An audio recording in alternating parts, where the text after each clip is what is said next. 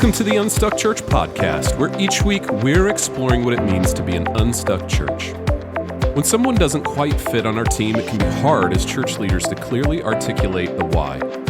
It can be even more difficult to remove someone from the team that we care for and often feel like family to us.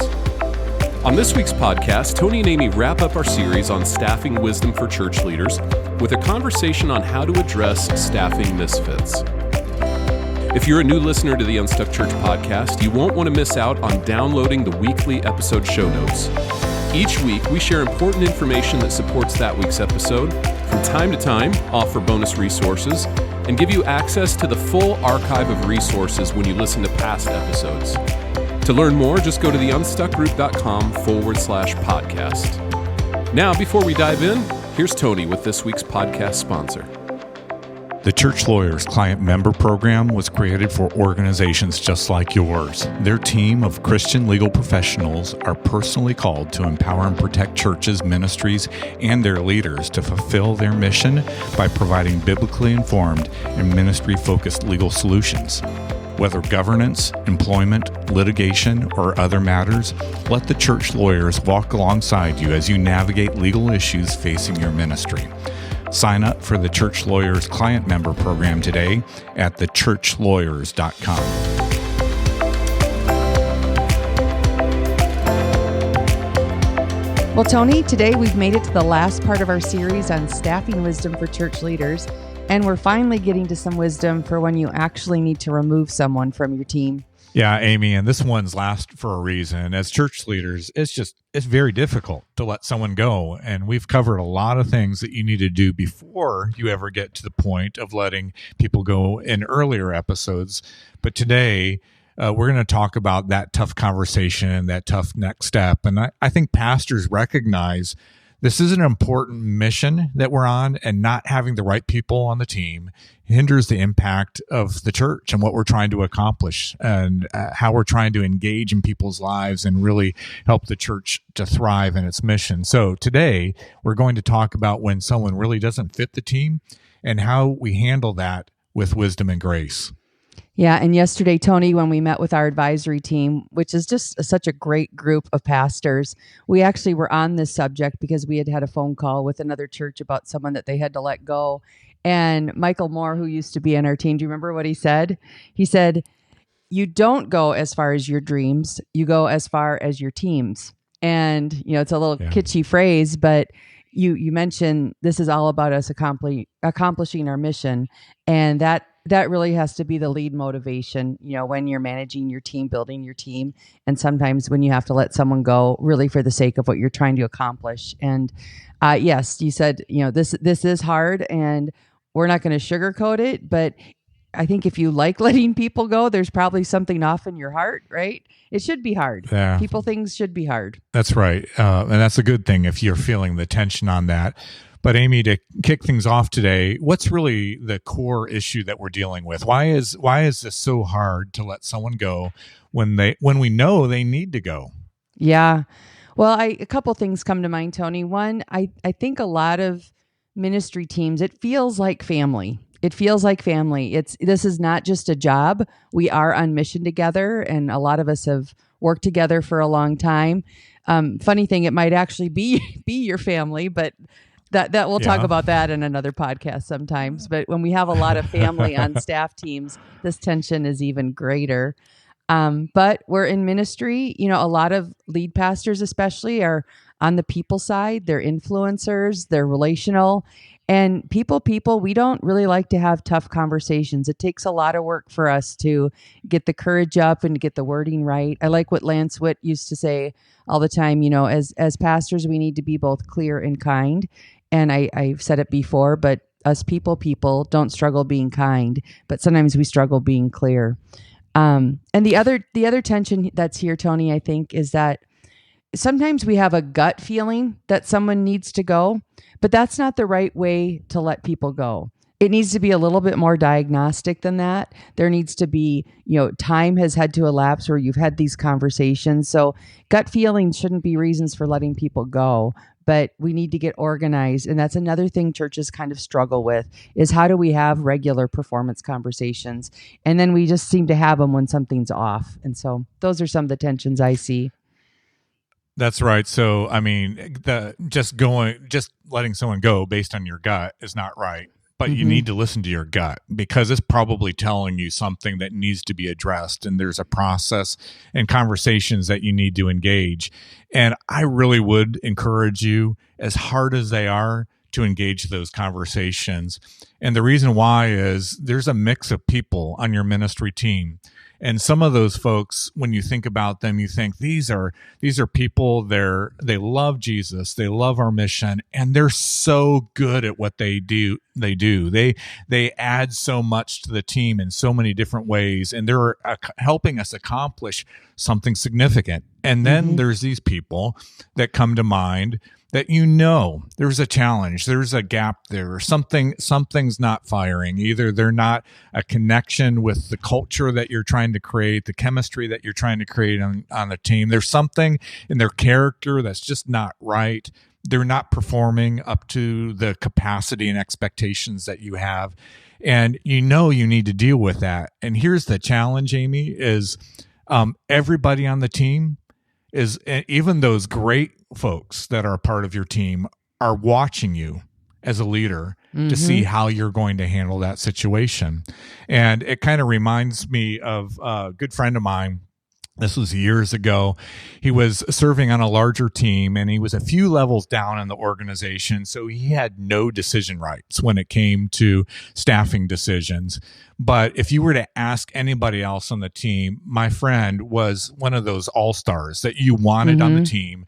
Very sharp, very smart, high capacity driver. I mean, all the attributes of somebody that you want on your team. But he also noticed somebody else on the team that they were not carrying their weight. And this went from days to weeks to months, and the leadership just was doing nothing about it. And so eventually my friend, he was bold enough to talk with his supervisors and say, hey, look, obviously there's a gap in performance. This person is not doing what they need to be doing to contribute to the mission. And he had that conversation and then waited to see what they would do. And nothing was done. And so my friend decided, that's it. If they're not going to deal with this underperformance, I'm leaving. And he left to pursue another job. And we probably, there's a phrase around this these days, quiet quitting. My suspicion is that whether we want to acknowledge it or not, the people on our teams those are the things that they're processing. They want to be a part of a winning team, and they know their contribution to the mission, but they're waiting to see how are we going to handle those tough conversations, the need for a shift. So the reality is you get to choose who you keep on your team, the people you like working with or the ones that you don't. And if you're going to be on mission with people, Amy, it should be fun. We should love the people that we get to serve with. And part of that is not only serving with people that we know are of great character and they're high performers, but this chemistry culture fit, it's a big deal. And the challenge is, if you don't get this right, you run the risk of losing some good people. That's right. All right, Tony. Well, let's move on to some of the solutions when you need to deal with a misfit on your team.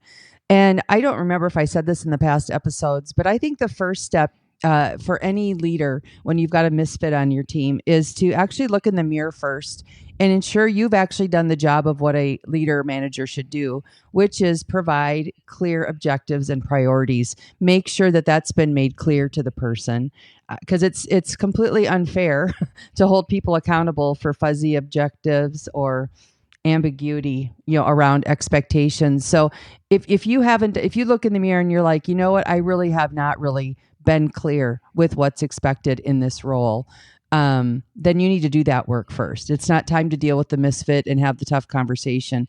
It's time to be clear and let that person understand what success looks like in their role. And if it's a competency one, it's clarity around what they need to accomplish. If it's a chemistry issue, You need to help them understand what their blind spot and how we actually behave around here. If it's a character one, that's more of an intervention conversation. It's different from, the competency one, but you have to diagnose it. You need to be clear. And then you need to have ongoing performance conversations. This is not an annual conversation. This is a bi-weekly where you're checking in on priorities or you're, coaching. Again, if you're being diagnostic, then you can name that issue and you can be very proactive about how you're observing and leading this person. But if you do have underperformance, if you have looked in the mirror and it's all clear, what I just said a few minutes ago, you need to work to be both clear and kind in this, and you also need to document your conversation. No one should be terminated like it's a surprise. The termination should be a result of several conversations. So when you have that first one, you need to document it. You need to think it through. If you're like me, work on being clear. I was going to say, if you're like Tony, work on being kind, but that doesn't fit with you. You're a kind man. But if you have a little bit more... This is true too. Yeah. It's going to be a hard conversation. I've said it before. I always map out my conversations when I had to have these ones. Sometimes I even left them with that sheet of paper just to make sure that I was, clear about it. One thing too, Tony, that you mentioned at the top of this, I also encourage pastors when they're in this situation to commit to praying to this person, for this person, and the situation for a solid 2 weeks. James 1:5, if you need wisdom, ask our generous God and he will give it to you. He will not rebuke you for asking. But when there's a misfit situation in the churches I've worked with, after everything's been done, it's amazing how God was already at work in their life, and bathing this in prayer prepares you and it prepares the other person by inviting the Holy Spirit to be a part of it. I don't know, Tony, anything you'd add to any of that?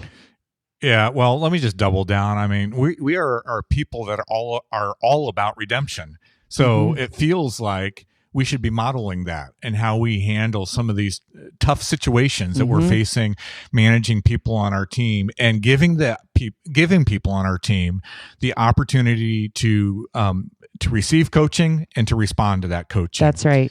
But what I want you to think about is how they respond to coaching. In fact, gosh, Amy, it's probably 10, 12 years ago, I heard Dr. Henry Cloud do a fantastic talk at the Leadership Summit about his book that had come out called Necessary Endings. I know I'm sure we've talked about that book in previous podcast episodes, but pastors, if you've never read that book, you need to read that book.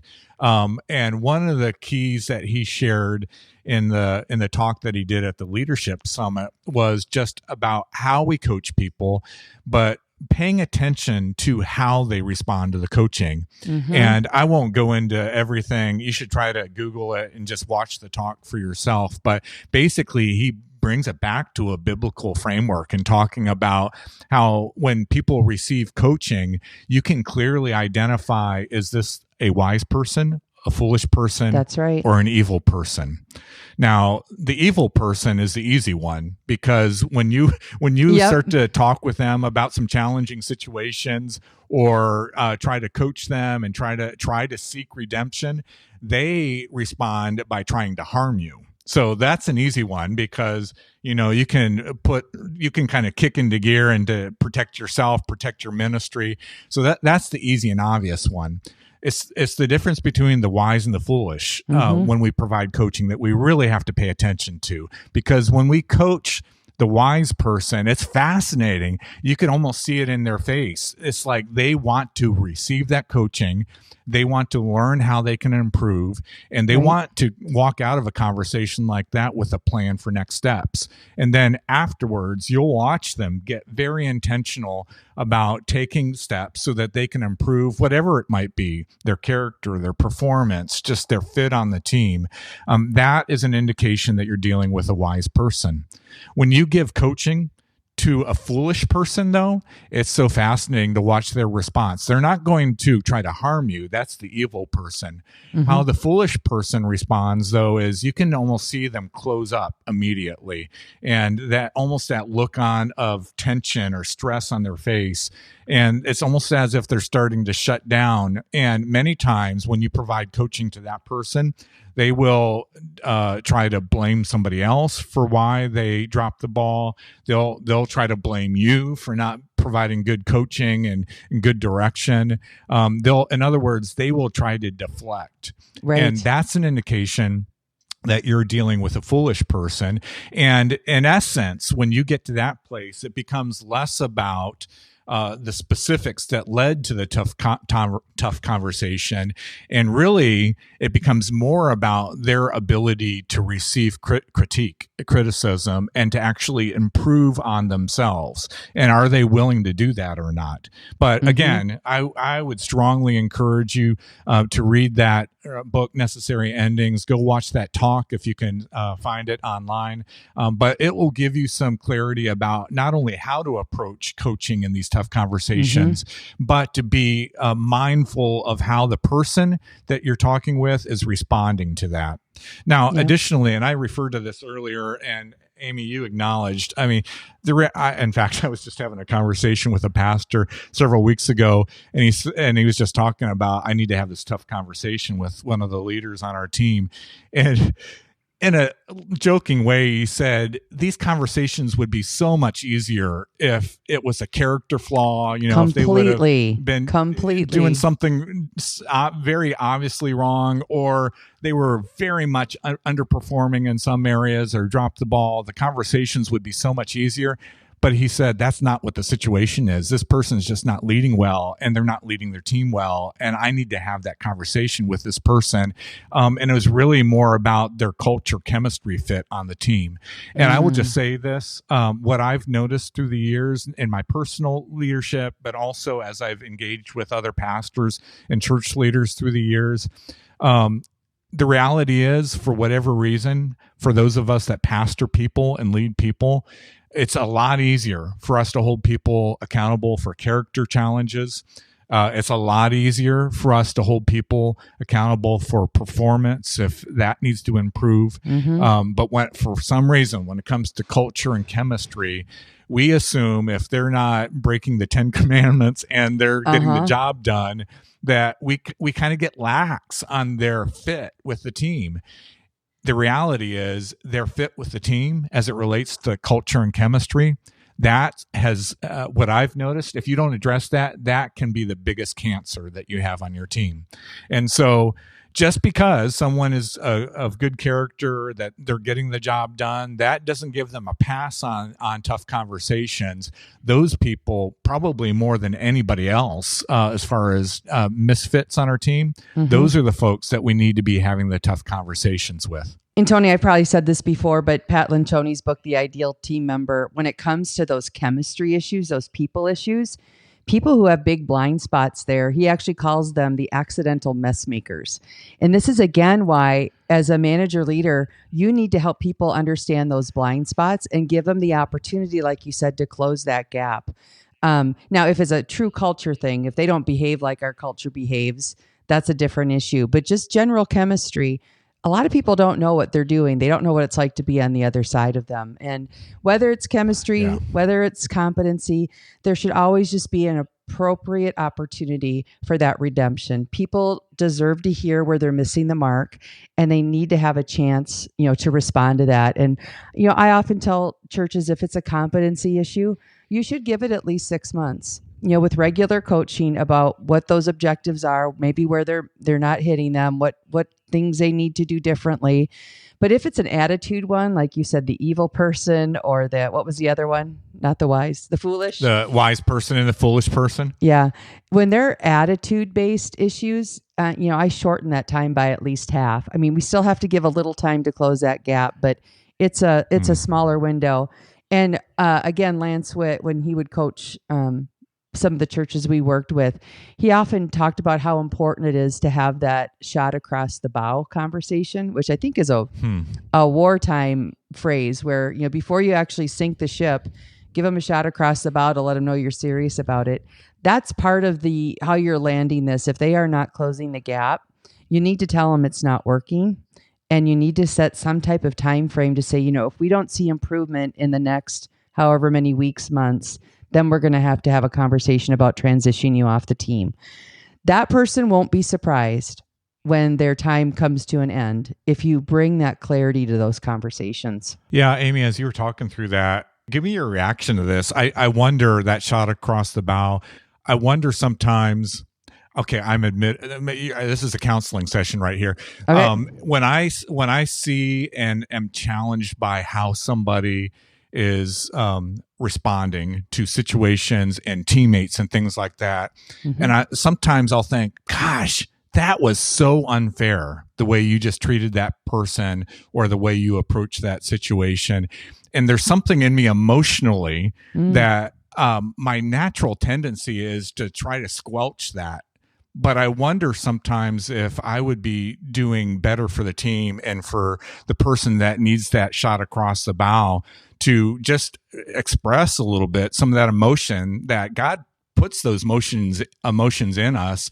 I wonder if sometimes as leaders, we need to be a little bit freer to share that emotion so that people can see kind of what we're feeling and probably how the rest of the team is feeling too about some of those challenges. What do you think? Should I be paying more attention to that? Can you actually just give a more specific example of when you found yourself in that situation? Yeah. So I think where I felt it most is when I have sensed somebody has mistreated somebody else on the team. And there's something, I love my team so much that I think I kind of go into protector mode, but at the same time, I don't know, maybe in an unhealthy way, the healthy or the righteous anger, I try to suppress that. And maybe sometimes I need to be a little bit more freer in actually expressing that. So somebody can really feel the weight of the words that they just shared or the way they approach that situation. Well, all of this is about bringing what is something somewhat invisible to the person. You're making it visible. And that's how we're talking about performance conversations. I think it's okay to do that privately, probably not publicly unless it was really egregious. But yes, I think, the other coaching I'd say in those situations is any conversation that starts harshly will end harshly.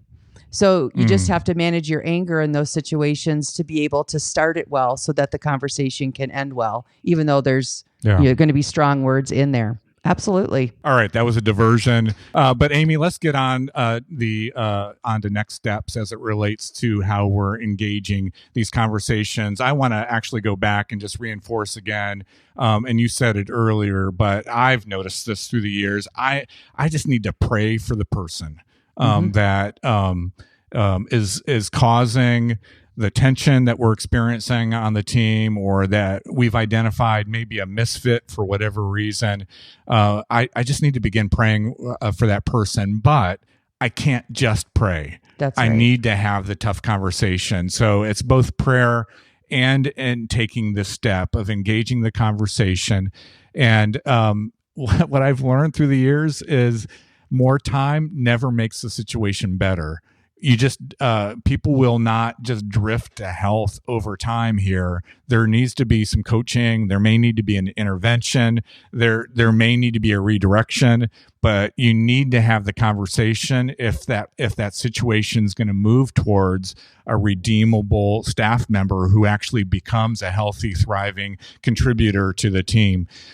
Also, let me just suggest, before you have these tough conversations, especially if you get to the place where you're having to let somebody go from the team, you do need to consider legally what do the steps need to look like. And I say that because in every state, things are a little bit different. And in your church bylaws, you may have some things that are established that kind of guide the steps you need to take if you're going to remove someone from the team. So just make sure you do your due diligence ahead of time. In addition to scripting out, like Amy suggested, this is what the conversation flow is going to look like, so that you're very clear about what you're communicating.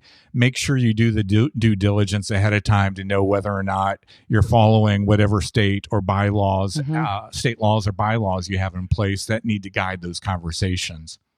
Yeah, a couple things I would just say. Again, if you're listening today and you have a misfit on your team, someone is not working out, my first counsel for you would be figure out where you are in the process. Do you need to look in the mirror first? Have you been clear about things? Or is this a person that you've kind of been talking to for a long time? Time is not necessarily your friend. If it's, if this has been going on for a long time, they understand you just haven't had the conversation. You're at a different place in the process. So identify where you are, write their name down, commit to that 2 weeks of praying about it, and do some journaling and get your words pulled together. As you gave that example earlier, Tony, sometimes we are too quick with our words and we haven't truly thought them through. Now, sometimes we're too slow. We think about it all the time, but we never pull the trigger. But the art of a good conversation, you can read Crucial Conversations, Necessary Endings, but there's a good way to start those conversations that bring the clarity and the kindness to it. And there's also, you've got to work through, how are you going to land that plane? How are you going to end that conversation? So give yourself some time to, as you're praying through it, journal some, get the right words so you can have the right conversation, that you can provide the right feedback. And then if you do have to terminate, that you've worked through the right language to land that well. And again, different scenarios, different misfit reasons, will warrant different words. But don't just take a flyer. Don't just spontaneously decide to pop into someone's office. Don't react.